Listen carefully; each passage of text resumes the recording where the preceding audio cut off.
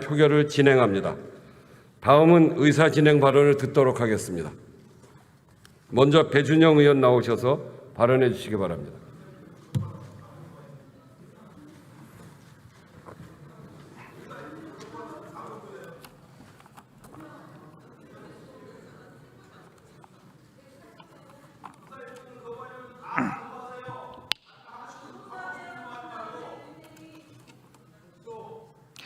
존경하는 우원식 의장님, 선배 동료 의원 여러분, 국민의힘 원내수석 배준영입니다. 오늘 본회의는 합의되지 않은 일방적인 일정입니다. 저와 민주당 원내수석 간 합의한 9월의 법안 처리를 위한 본회의는 26일 하루였습니다. 이는 국회의장과 양당 원내대표까지 포함된 협상 자리에서 확인한 바 있습니다. 그런데 오늘 막무가내 본회의가 열렸습니다. 아무리 하명 법안이라지만 부끄러운 줄 아십시오. 오늘의 법안들 역시 국민 보기 창피합니다. 민생과 정의라는 말로 꾸며내지만 국정회방 법안, 위헌적 법안, 내세금 살포 법안뿐입니다. 오늘 강행될 법은 결국 제2요구에 거쳐 소멸될 것입니다. 날치기는 빠른 길 같지만 결국 막다른 골목입니다. 먼저 특검법 관련해 말씀드리겠습니다. 정말 너무들 하십니다. 22대 국회 4달간 야당의 특검 법안은 벌써 13건입니다. 대통령 부인을 대상으로 무려 6번이나 특검법이 발의됐습니다. 임기 시작 다음 날인 5월 31일을 포함해 6월, 7월, 8월, 9월 매월 집착하듯 집요하게 발의됐습니다. 최상병 특검법은 21대, 22대 합쳐 총 6건이 발의됐습니다. 본회의를 통과됐지만 제2요구된 특검법 2개는 모두 역시 폐기 처분됐습니다. 10번 찍어 넘어가지 않는 너무 없다고 10번 찍으실 겁니까? 일사 부재의 원칙은 어디로 갔습니까? 우리 국민의힘은 얄팍한 이간질에 넘어가지 않습니다. 국민 여러분, 우리 국회는 2014년 상설특검법을 통과시켰습니다. 그래서 출석 과반수만 찬성하면 얼마든지 특검법이 가능합니다. 다수인 민주당이 원하면 그냥 됩니다. 그런데 굳이 민주당이 새 법을 만들려는 이유는 꼼수를 써 맘대로 하려고 하기 때문입니다. 최상병 특검법은 대법원장이 특검 후보 사인을 추천해 객관적이라고 주장을 하십니다. 그런데 민주당이 무제한 비토권이 있죠. 결국 고발을 한 민주당이 사실상 직접 검사를 선택하게 됩니다. 이른바 김건희 특검법도 결국 마찬가지입니다. 차라리 직접 지명하겠다고 하세요. 특검법에는 공소 취소 권한도 주었습니다. 정규 수사기관에서 이미 기소하여 재판 중인 사건을 예외적인 제도인 특검이 공소 취소를 하는 것은 위헌적입니다. 헌정사에도 유례가 없습니다. 민주당이 이런 당위성도 근거도 요건도 목적도 뭐 하나 내세울 게 없는 묻지마 특검을 하는 이유는 도대체 무엇입니까? 공수처에도 묻습니다. 왜 1년 지나도록 최상병 사건에 대한 수사 결과를 내지 않고 있습니까? 결과가 없습니까? 아니면 특검법 처리에 방해가 될까 봐 결과를 일부러 안 내고 있는 것입니까? 지역사랑 상품권 역시 이상합니다. 왜 민주당은 납세자들이 낸 세금을 살펴하면서 생색을 내십니까? 지역사랑 상품권은 이른바 매칭 형식입니다. 정부에서 낸 것에 맞춰 지자체도 부담해야 됩니다. 그래서 돈 많은 지자체는 발행을 많이 하고 인구 감소 지역같이 가난한 지자체는 발행을 못하는 경우도 많습니다. 사용하는 국민은 5분의 1밖에 되지 않습니다. 소상공인에게도 3분의 1은 쓸 수가 없습니다. 결국 사랑 상품권이 아닌 차별 상품권이 되는 것입니다. 지난해 상품권 발행은 21조 원으로 이 중 국비 지원 발행액은 14조 원입니다.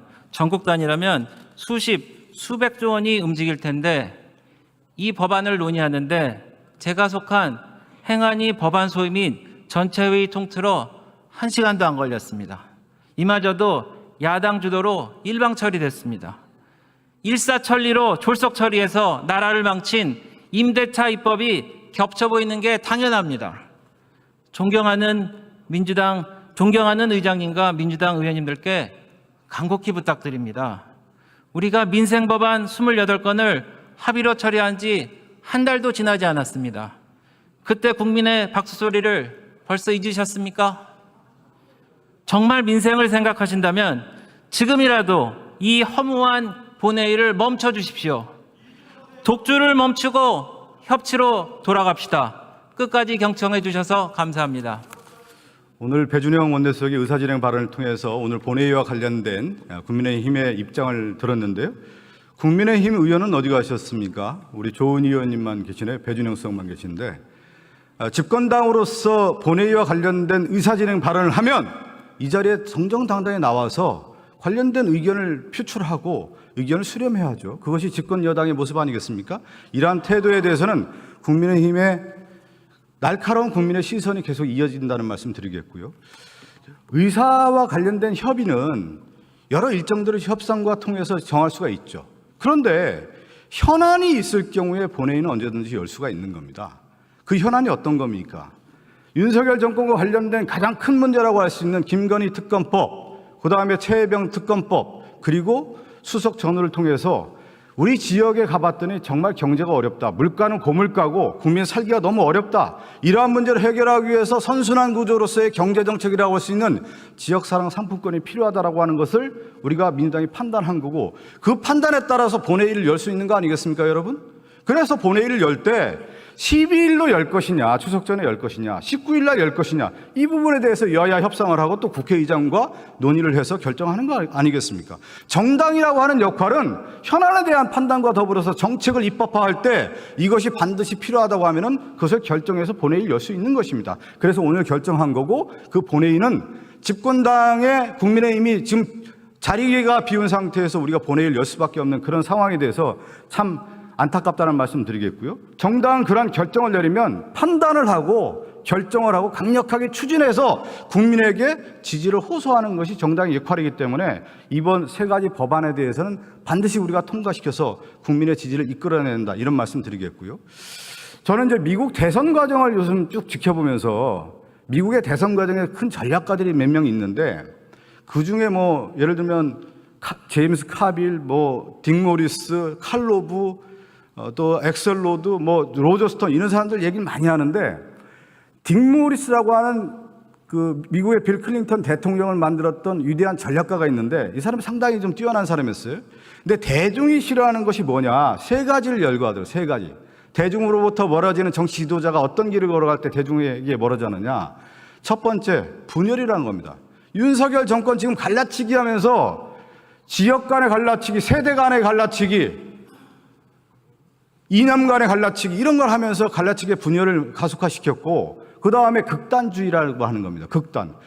뉴라이트라고 하는 이념적 잣대를 통해서 국민을 극단주의로 몰아서 실질적으로 자신들에게 옹호하는 집단에게서는 선택적 시혜를 주고, 자기에게 반대하는 세력들에 대해서는 반국가 세력으로 몰아가지고 극단주의로 몰아가는 것이 윤석열 정권의 모습 아니겠습니까? 세 번째, 딕 모리스가 가장 중요하게 여긴 게, 정부의 역할 중에 하나가 국민이 가장 싫어하는 게 무능이라는 겁니다. 여러분 이번에 추석 연휴에 다녀보셨겠지만 윤석열 정권에 대해서 국민들의 판단이 뭡니까? 무능하다는 거 아니겠어요?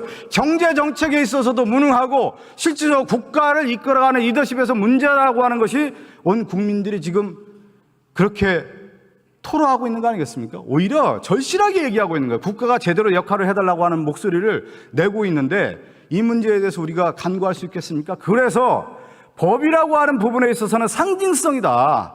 지금 우리가 9월에 정기국회 시작하고 본회의에서 처리할 법안들의 가장 민주당의 상징성이라고 하는 것, 국민을 대변할 수 있는 법이라고 하는 것은 국가의 질서가 무너지고 있는 부분에 있어서의 바로잡음, 바로 김건희 특검법과 최혜병 특검법을 통과시키는 거고, 경제 정책에 있어서의 무능함을 보여줬던 윤석열 정권에 대해서 바로 세움이라고 할 수 있는 지역사랑 상품권을 오늘 통과시키는 것이 이 시대의 시대정신이고 민주당이 가야 할 길이고, 민주당뿐만 아니라 이것은 국민의힘도 같이 참여를 해서 통과시켜야 되는 것이 저는 시대에 마땅하다는 생각이 들고요.